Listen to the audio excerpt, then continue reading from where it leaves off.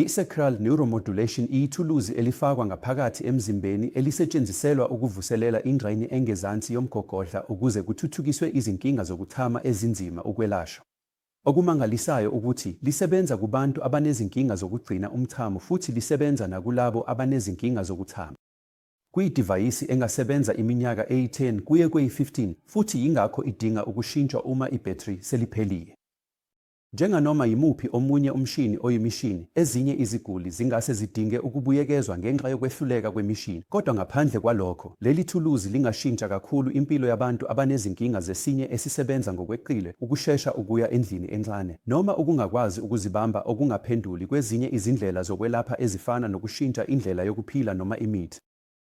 Ngokuphambene nobuthi be-botulinum, inzuzo eyodwa nge-sacral neuromodulation ukuthi ingathuthukisa ubunzima ekudluliseni umthamo futhi kuhlanganise neziguli ezinobuthakathaka besinye noma lokho esikubiza ngokuthi ukugcinwa komthamo okungavimbeli.